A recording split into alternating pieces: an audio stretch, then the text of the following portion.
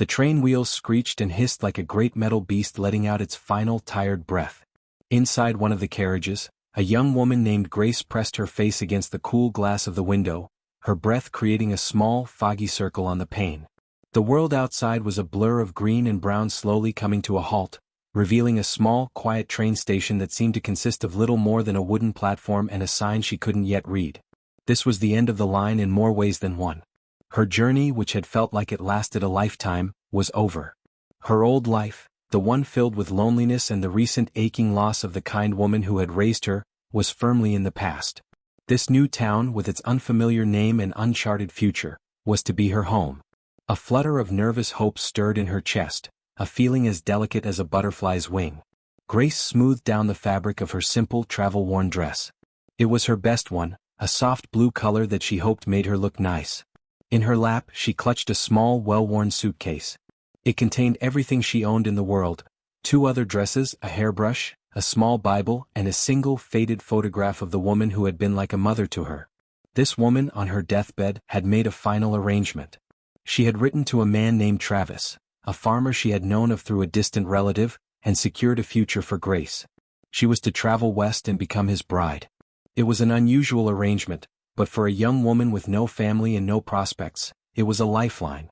A chance for a home, for a family, for a purpose.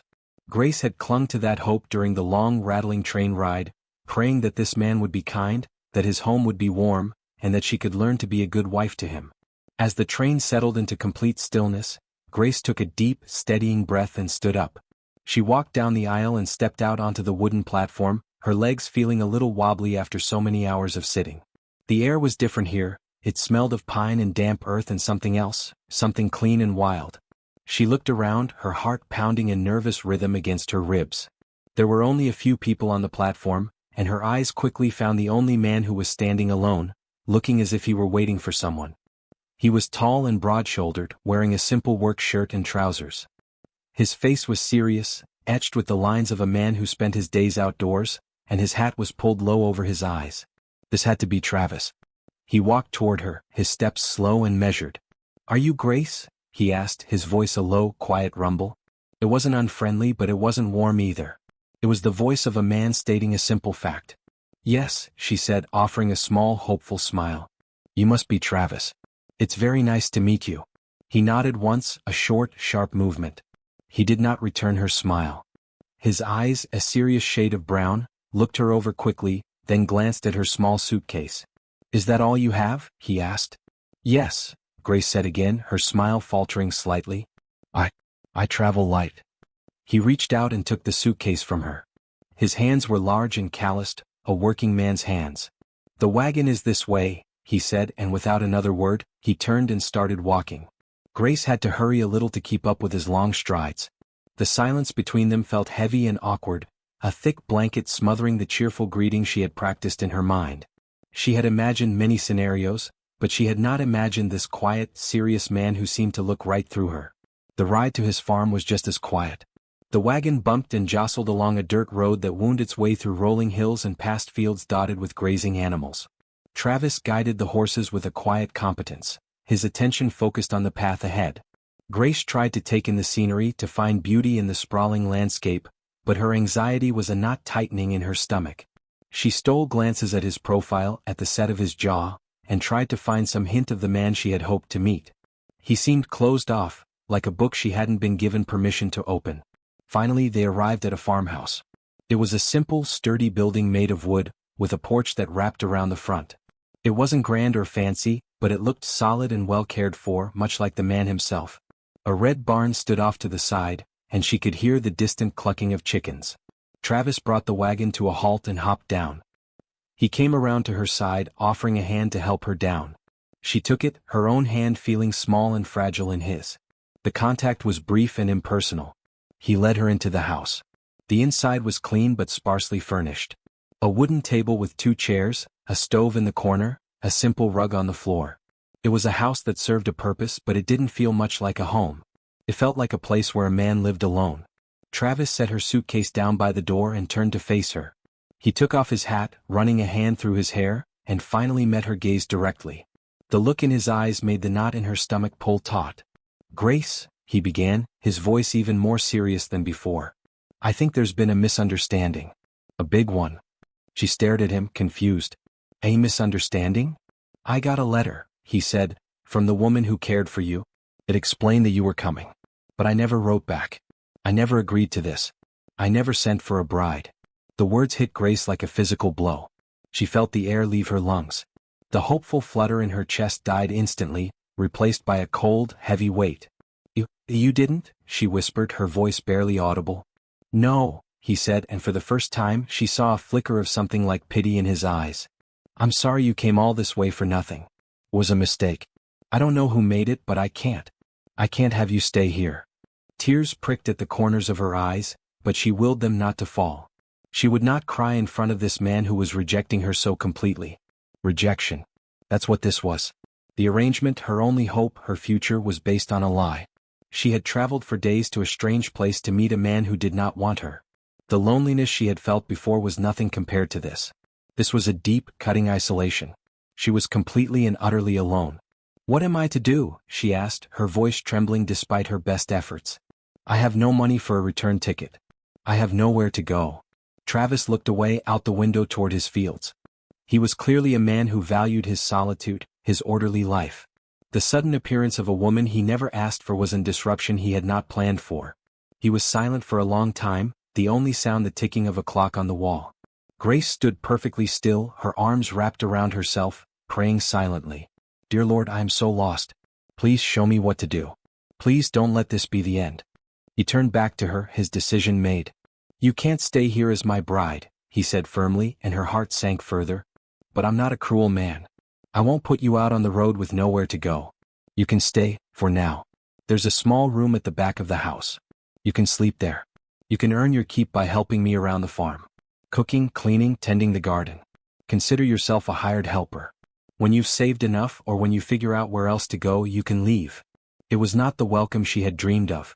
It was not a promise of love or a family. It was a business arrangement, a cold dose of charity. But it was a roof. It was safety. It was a thread of hope, however thin. Grace nodded slowly, swallowing the lump in her throat. Thank you, she said softly. I am a hard worker. I won't be a burden. He gave another one of his short nods. I'll show you to your room. He picked up her suitcase and led her down a short hallway to a small, plain door. He opened it to reveal a tiny room with a narrow bed, a small chest of drawers, and a window that looked out over the back fields. It was simple, but it was clean. This is it, he said, setting her suitcase on the floor. Thank you, Travis, Grace said again. He didn't reply, just turned and walked away, leaving her alone in the silent, unfamiliar room. Grace sat down on the edge of the hard bed, the straw mattress crunching softly beneath her. She looked around at the four plain walls that now contained her world. She was a helper, a hired hand, in the home of a man who had been very clear he did not want her. The dream of a happy marriage seemed like a foolish fantasy from a storybook. Yet, as she sat there in the quiet, a verse from her Bible came to her mind. For I know the plans I have for you, declares the Lord, plans to prosper you and not to harm you, plans to give you hope and a future. She didn't understand his plan, not at all. But she had to trust that there was one. She had to have faith that even this cold welcome was part of a larger story she couldn't yet see. And so, in that small room she began her new life, not as a bride, but as a stranger in a strange house, holding on to her faith with both hands. The first light of dawn was a pale, gray whisper against the windowpane of the small back room when Grace opened her eyes. For a moment she was lost, the unfamiliar walls and the scent of strange wood confusing her senses. Then the memory of the previous day settled over her like a heavy quilt, both smothering and real. She was here in Travis's house, not as his bride but as a hired helper. The title felt stiff and formal, a constant reminder of her place.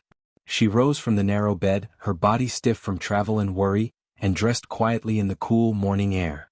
She folded her nightdress neatly and placed it in the chest of drawers, a small attempt to impose order on the chaos of her new life. She could hear movements from the main part of the house, the clang of a stove lid, the sound of a bucket being set down. Travis was already awake. Stepping out of her room felt like crossing a border into a foreign land. Travis was at the stove, his back to her, coaxing a fire to life. He glanced over his shoulder as she entered, his expression unreadable. "Morning," he said, his voice a low rumble in the quiet kitchen. "Good morning," Grace replied, her own voice soft. She stood uncertainly for a moment, her hands clasped in front of her. May I help with breakfast? He nodded toward a sack of oats on the counter. Porridge is in there. Pot is clean. And so their new routine began. Grace measured the oats and water, her movements careful and precise. Travis finished with the fire and went outside to tend to the morning milking, the door closing firmly behind him. The silence in the house was different now. It was filled with the crackle of the fire and the bubbling of the pot, but the space between the two people in it was vast and deep. When he returned, they ate their simple meal at the small wooden table, sitting across from each other but a world apart. The only sounds were the scraping of spoons against bowls. Grace tried once to ask about the farm, but his answers were short, practical, and offered no opening for further conversation. He was not unkind, merely distant, a fortress with its drawbridge firmly raised. After breakfast, he showed her the root cellar, the chicken coop, and the large kitchen garden that was just beginning to show the green tips of early spring vegetables. Weeds'll be coming in soon, he said, pointing to the neat rows. Your job to keep 'em out. Hens need feed and their eggs collected. Water for the house needs hauling from the well. He listed her duties as if reading from a mental ledger, his tone all business. Grace simply nodded, committing each task to memory, determined to prove her worth. The days began to blend into one another, each one a mirror of the last, marked by the rising and setting of the sun and the endless cycle of chores. Grace worked from morning until evening. Her hands, once soft, grew red and calloused from pulling weeds, scrubbing clothes on a washboard, and hauling heavy buckets of water. The physical labor was exhausting, but it was a welcome distraction from the quiet ache of loneliness in her heart. She found a strange comfort in the rhythm of the work, in the satisfaction of seeing a clean floor or a row of vegetables free from weeds. She sang hymns softly to herself while she worked, the familiar melodies a tiny piece of home in this unfamiliar place. Travis, for his part, was always working too, a silent, steady presence moving between the barn, the fields, and the woodpile. He was a man of few words, and those he did speak were almost always about the work. Fence in the north pasture needs mending. Storms coming, need to secure the barn door. Their interactions were purely functional, a partnership of necessity, not choice. Yet, slowly, almost imperceptibly, the sharp edges of their arrangement began to soften.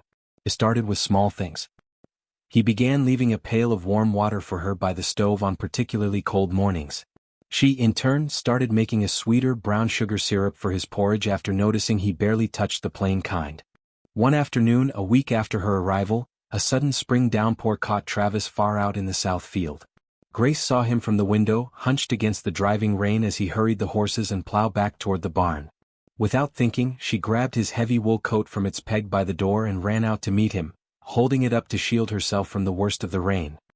He was startled to see her, his hair plastered to his forehead, water streaming down his face. "What are you doing out here?" he asked, his voice raised over the drumming of the rain. "You'll catch your death," she said simply, holding out the coat. He took it, his fingers brushing against hers for a brief, cold moment. He didn't thank her, not with words, but the look he gave her was different. It was the first time he had really looked at her, not as a problem or a helper but as a person. Later that evening, when he came in for supper, his hair still damp, he said, "The north fence is mended. You can let the chickens into that run tomorrow. They'll like the new grass." It was a small piece of information, a sharing of his world, and to Grace, it felt like a gift. Sunday arrived, and Grace dressed carefully in her best blue dress. When she came out of her room, Travis was waiting, wearing a clean shirt, his hair combed neatly. "Church?" he stated, more than asked. She nodded, surprised. She hadn't assumed a man of so few words would be a church-going man. The ride to the small white chapel in town was quiet, but a different kind of quiet than before. It was a comfortable, shared silence. In the pew, she listened to the preacher talk about faith being the assurance of things hoped for, the conviction of things not seen. The words settled deep inside her, watering the tiny seeds of hope she had been trying so hard to keep alive. She saw Travis listening intently, his rough hands resting on his knees, and she wondered what he was hoping for, what he was convicted of. On the way home, he surprised her by speaking first. "The preacher's new. Been here about a year. He's a good man." It was the most he had ever volunteered about himself or his thoughts. Emboldened, Grace asked him about the farm, how long his family had owned it. He told her then, his voice low and steady, that the land had been his father's and his father's before him, that he was the last one left. There was no self-pity in his tone, Only a simple, stark fact, but Grace heard the weight of it. She heard the loneliness that mirrored her own. A turning point came a month later. Travis had been hauling timber from the back 40 to shore up the barn for the winter. He came in for lunch quieter than usual, his face pale and his movements slow. He picked at his food, and when he stood up, he swayed, catching himself on the back of his chair. "Travis?" Grace asked, her voice filled with sudden concern. He waved her off, muttering about finishing the woodpile, but an hour later she found him slumped on a bench in the barn, burning with fever. A deep gash on his arm from a slipped axe days before was angry red and swollen. Infection had set in. Panic fluttered in Grace's chest, but she pushed it down.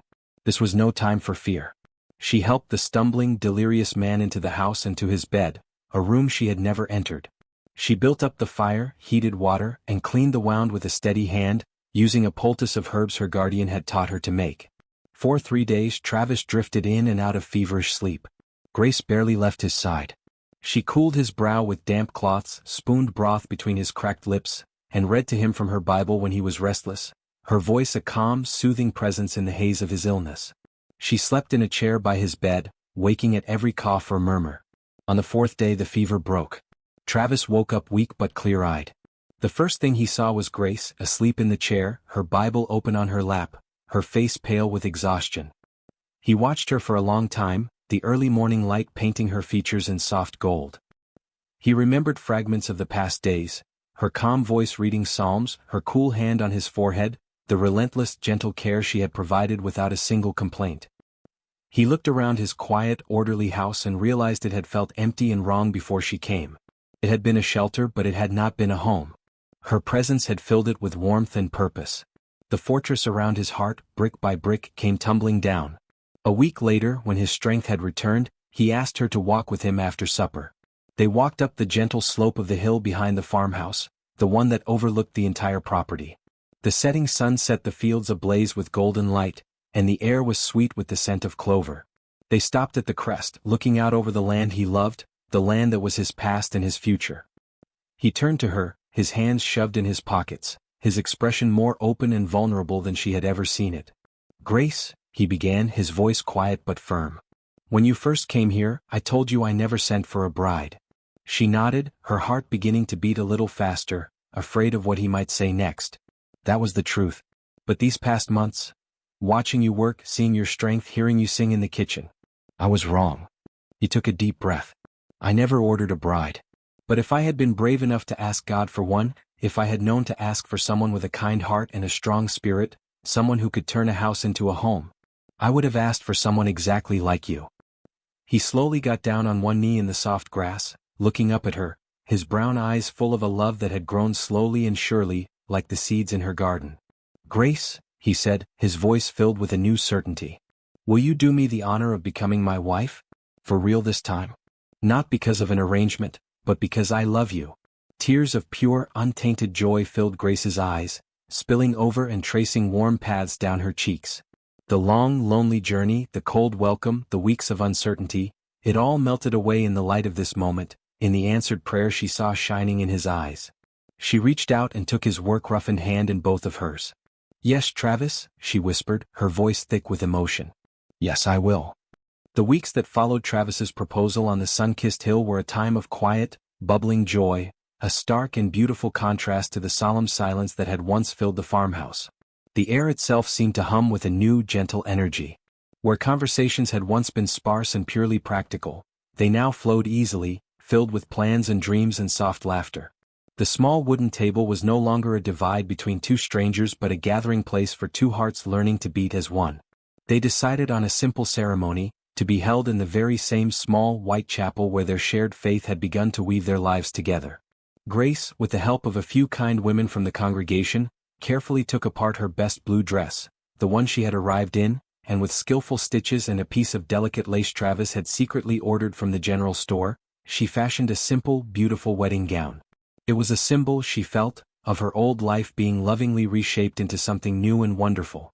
The wedding day dawned clear and bright, the sky a brilliant, cloudless blue as if heaven itself was smiling upon them. The chapel was filled with the soft light of the sun streaming through the windows and the warm faces of their new friends and neighbors.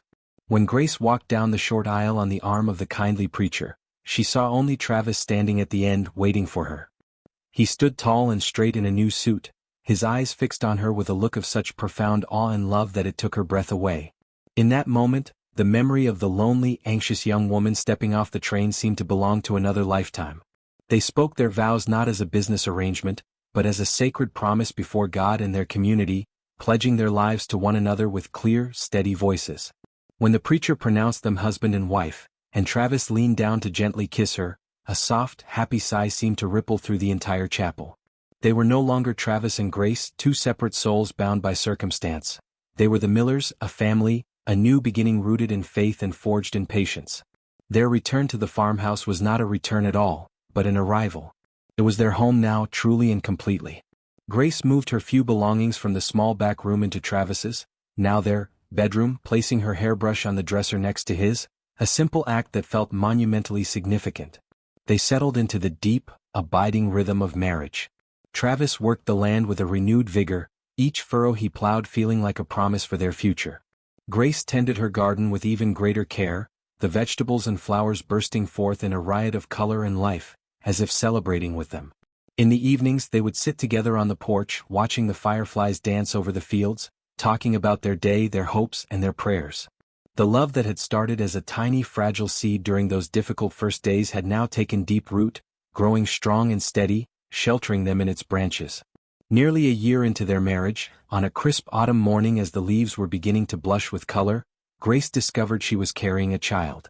She waited for Travis to come in for the midday meal, her hands trembling with a mixture of excitement and nervousness. When she told him, his reaction was one of pure, unvarnished wonder. The usually reserved man swept her into his arms, spinning her around in the kitchen before setting her down gently, his hands cradling her face as he looked at her with tears shimmering in his eyes.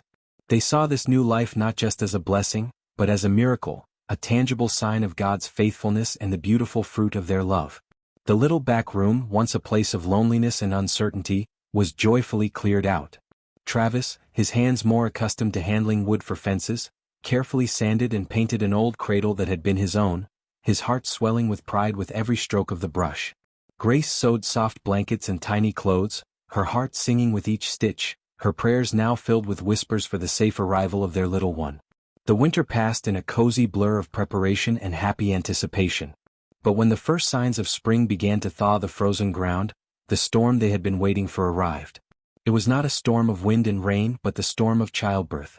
It began in the deep, dark hours of the night, and it was long and arduous. Travis, who faced blizzards and broken equipment with steady calm, felt a fear colder than any winter chill as he listened to Grace's cries of pain from their bedroom. He paced the main room, his prayers becoming desperate, fervent whispers. He felt utterly helpless, his strength useless in the face of this trial. The local doctor, who had been summoned, moved in and out of the room with a calm professionalism that did little to ease Travis's terror. For hours, the world shrank to the four walls of the house and the sound of Grace's struggle. Travis sank into a chair by the fire, clutching the small Bible that had been Grace's constant companion, begging God for her safety, for the child's safety, promising to be a better man, a better husband, a better father. Just as the first faint light of dawn began to tinge the horizon with a pale, hopeful pink, a new sound pierced the weary silence. It was a strong, healthy cry. The bedroom door opened and the doctor emerged, his face etched with fatigue but split by a wide smile. "You can go in now, Travis," he said. "You have a fine, strong son. Anne Grace is tired, but she is well." The relief that washed over Travis was so powerful it nearly brought him to his knees. He walked into the room on unsteady legs. Grace lay against the pillows, her face pale and exhausted but radiant with a love so fierce and pure it illuminated the entire room. In her arms, swaddled in a soft, white blanket, was their baby. His face was still pink and crumpled, but he had a shock of dark hair and his tiny hand was curled into a perfect fist. Travis knelt by the bedside, one hand gently touching his wife's cheek, the other reaching out to stroke his son's unbelievably soft head. "He's perfect," Travis whispered, his voice choked with emotion. "And you were so brave." Grace smiled, a tired, triumphant smile. "We have a son, Travis," she said softly. "What shall we name him?" They had talked of many names, but in that moment only one seemed right. Travis looked at his wife, remembering her unwavering faith that had brought her to him, and her incredible bravery through the long night. He looked at his son, A new life filled with limitless possibility. Caleb, he said, his voice firm and sure. His name is Caleb. It meant faithful and brave, and it was a testament to the journey that had brought them to this perfect moment. The story of Travis and Grace did not end there. It simply found its truest, most beautiful beginning. The seasons turned year after year. Caleb grew from a baby into a sturdy, laughing boy with his father's serious brown eyes and his mother's gentle spirit. The farm continued to thrive, its fields yielding abundant harvests, a reflection of the love that nurtured it. Travis and Grace, their hair slowly touched with silver, would often sit on their porch in the evenings, watching their son play in the yard. They would talk of the past, sometimes with a wistful smile for the difficult beginning, but always with a profound sense of gratitude for the path God had laid out for them. Their love story, which had started with a rejection and a cold welcome, had been patiently woven into a tapestry of faith, resilience, and enduring commitment. They had learned that God's plans are often different from our own, but they are always, always greater. They had been given their forever after, a harvest of joy that had been worth every moment of the wait. Their life was a quiet testament to a simple, powerful truth, that the greatest loves are often not the ones that arrive in a flash of lightning, but the ones that grow slowly, like a seed in good soil, nurtured by faith and watered with patience, until they blossom into a forever that is more wonderful than anything you could have ever planned for yourself. If this story of faith, patience, and love's beautiful journey touched your heart, we invite you to join our community. By subscribing to our channel, you can ensure you never miss these tales of hope and redemption. Your subscription helps us continue to share stories that remind us of the light that can be found even in the darkest of times. We are so grateful you joined us for this journey, and we look forward to sharing the next one with you.